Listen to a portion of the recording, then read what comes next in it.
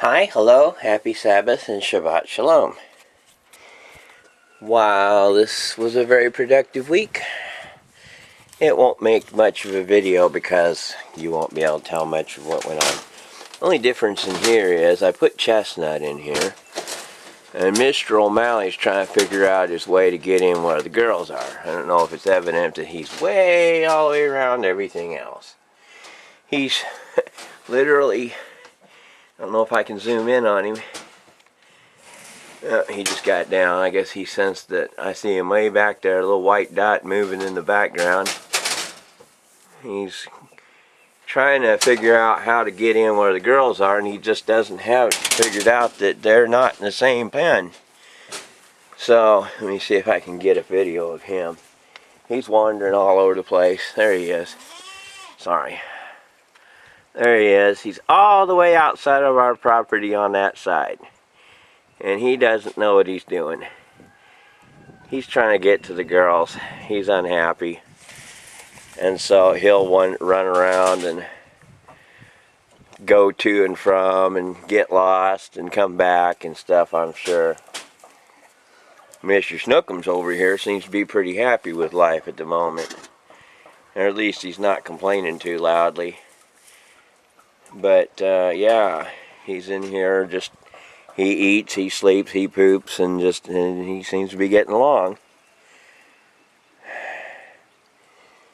Well, the fields are greening up a little bit, naturally, because it's spring, and that's all good. I worry that Mr. O'Malley's going to eat all my lentils, which are coming up. You know, he ate the tops off of them. He didn't kill them the first round, so hopefully he won't the second. Seedlings filling in here, that's nice. Nice and green. I'm not for sure what I'll do with Mr. O'Malley here. I have to probably prop some fences up in places to get him contained, because the fences I have are just not quite good enough yet. Oh, that strawberry is probably ripe. I'm going to pick it.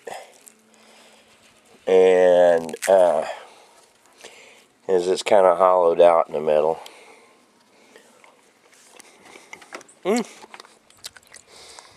Smooth. Almost buttery. I'm not going to pick that one yet. Same with that one. Pretty soon there should be plenty of them. Now, I was saying, while I worked really hard this past week, not a lot to show for it. And I say that not because I didn't do anything. It's just because it doesn't look very impressive. Now, I say that. I've shoveled tons and tons and tons of gravel and sand and rock and dirt. But the stuff's nice and compact, so it doesn't take up a lot of space. So it doesn't look very big. If you're wondering why there's machines under the truck, it's because it's supposed to rain, and I didn't take the care to haul them all the way back to the house, so I just put them under the side of the truck. And if you look at these little lines here, that's where rain's been falling off the truck bed. They've been dry. So getting in here, so if you remember, I dug all that dirt out of here, and I put the gravel in to level it. Now I have to lower those blocks more because they're too high at the moment. In fact, there's supposed to be 4 inches of exposed concrete over the top of them. So I've got some more work to do. But because somehow or another in my mind I had this idea that I was going for 6 inches with somehow or another my mind had reduced these blocks from 6 by 8 to 6 by 6. Don't ask me how that happened. I just realized yesterday, it's like, wait a minute, these blocks are 8 inches tall. So I've got to go in there and recalibrate all my work to get everything to the proper height. Now when I get everything to the proper height, what I've also got to do is I got to go through here. Of course, put the forms and the blocks, and there's going to be a difference of 4 inches between the top of the concrete and the top of the blocks. So that the concrete will lap over and go into the holes in the blocks all the way around. So the blocks will be down 4 inches below the pad. And it'll be 6 inches of concrete, which will make a total, by the time it's all added up, 6 inches of concrete elevated by 4 inches off of the 8-inch block will make a height of 12 inches. Somehow I had that wrong in my head and thought it was 10, but it's actually 12. So I shoveled most of the gravel over here out of the near 3.5 tons of it, or 3.25 tons. And whatever, no, it wasn't that much. Sorry. It's about 3,500 pounds, sorry. Something like that. Which, about the same weight, I suppose, as the, is that right? My math, my brain ain't working very well. So, I moved the gravel, and some of it that I put in here, I thought, oh man, I'm running out of gravel. Well, it turns out, it's not that I'm running out of gravel, it's I just forgot to calculate properly. So I may have enough gravel. At least I'll have more of it than I thought I did Thursday. Now, over here, since we're in this field, interesting thing here is that it kind of gives into my field and flower part too. Because there's lots and lots and lots of dandelions in here. Because the goats aren't in here eating them. Because otherwise, since dandelions are part of the wild lettuce family, which is also part of the Astraceae family, all these dandelions are only in here because there's no goats in here devouring them. Otherwise, they'd be gone. This poor beat up old redbud tree is still barely alive. Don't know how long more it'll live because it's fallen apart since they barked it real bad. It's the biggest redbud tree I've ever seen, but it's apparently not super old. Not more than 40 years old. Apparently they're fairly fast growing after all. Then again, some of these other trees over here aren't 10 years old, and they look pretty big too. So that vine, the vine's 4 inches across in some places.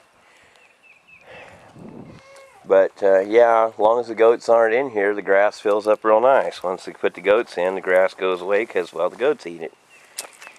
So one thing about having the goats not in this field, or not having them in here, I will phrase it, is that they tend to, it gives pressure, takes pressure off of the grasses, and they get to grow a little bit. However long that lasts, I don't know. But you get to enjoy the flowers, including some wildflowers. Well, I guess they're all wildflowers at that point, because dandelions are kind of wild. Anyhow, so yeah, it's nice to see some foliage in here. Mr. O'Malley, what you doing? You doing okay, Mr. O'Malley? You're wanting girls, aren't you? He's real bad wanting some girls. Yeah, he's all alone at the moment, so he's not happy. Oh well. He'll get back in when he feels like it. Either way. See, the thing is, he can go over that fence, unfortunately, so I can't just put him in here and say, well, he's good. Because till I fix that fence where it's leaning over, he'll just go right over it. So, the only thing I got going for me is, see, the reason he's out like he is because, like I say, he's kind of in the field by himself at the moment. And he's not happy about it. So hopefully here pretty soon I'll get all this stuff all concrete poured in, and then we can but we have to have the well pump installed, and because I need that for the water to do the concrete with. Otherwise I don't have any way to actually pour the concrete without risking running my water source out. So I'm waiting on that.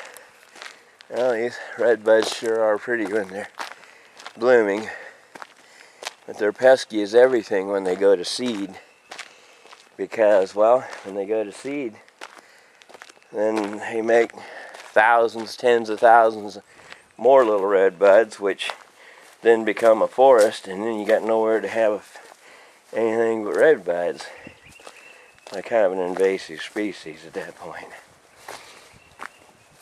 I suppose the same is true for the mimosa, but it hasn't been so destructive. Oh yeah, there's a tiger lily in here. I forget all about that. Yeah, there's a tiger lily coming out of that pot.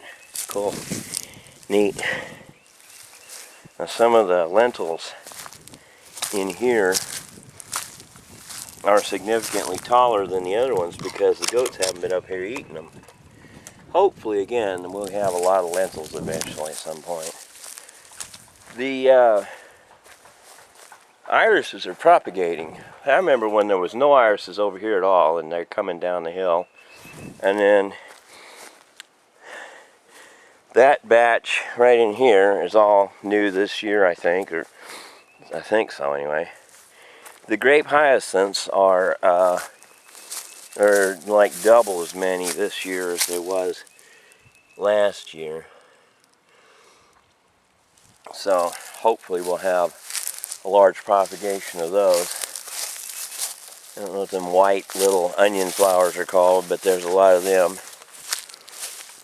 You know, other than the tame strawberries up at the house, there's also the wild strawberries here.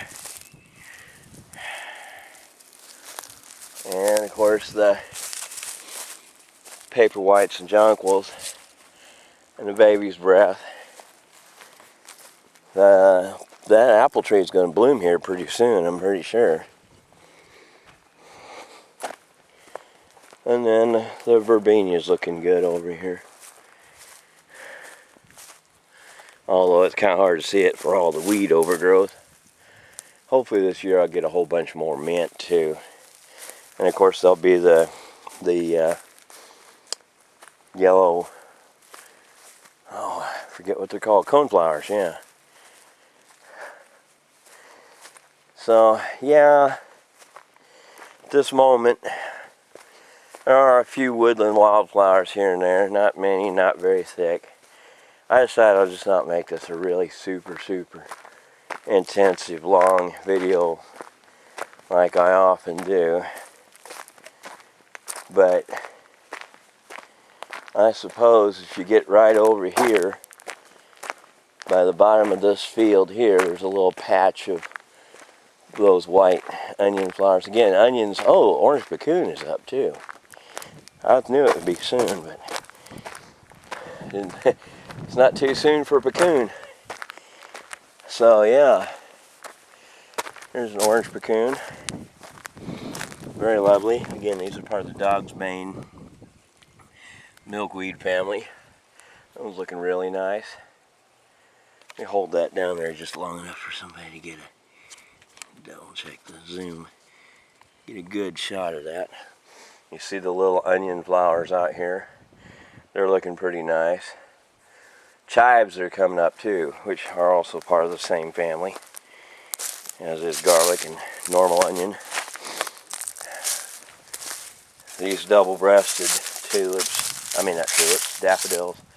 Tulips haven't done very much lately. In fact, I don't know if they'll be back for much longer before they give up, because they're about done. They're about expired. They're fairly old plants and they're in a bad location. Anywho, so yeah, this flower circle is just on the verge of completion. Orange puccoons will be all up in here pretty soon. I see a couple here and there. And of course the red buds will soon be replaced with dogwoods. And then we've got a few wild plums flowering over here.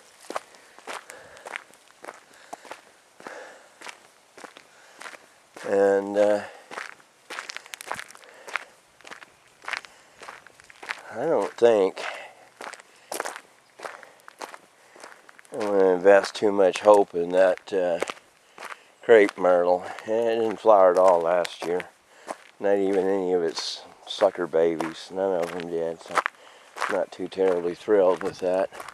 I'm not going to kill it, but I just don't have high hopes for it.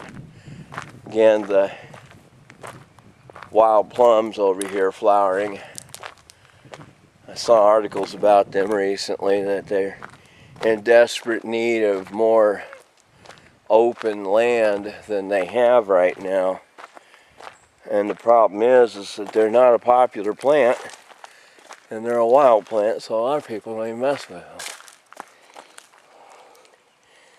The iron ore is full of hoof prints.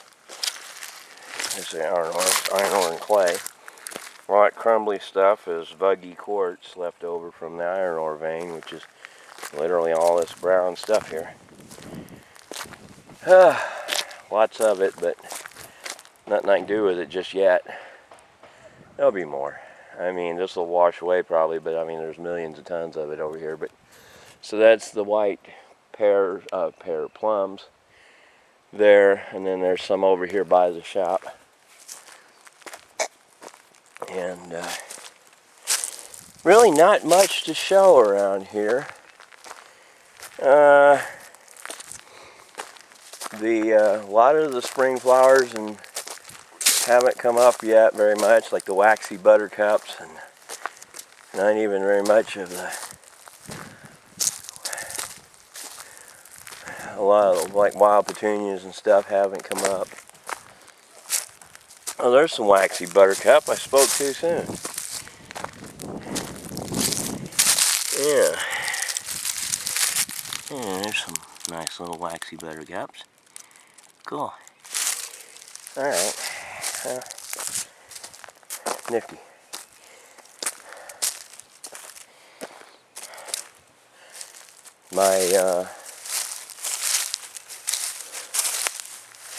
Yeah, pretty much. That's about all I can think of to show at the moment. There's another violet. Again, there's flowers around here. It's not that they're thick as hair, it's just there's a great variety of them. There are lots of them, more than there are. I say lots of those. There are a lot of types rather than a large number of. More of the paper whites. So, yeah. I think I'm going to go ahead and call it quits there, and we'll just update you if anything changes next Sabbath.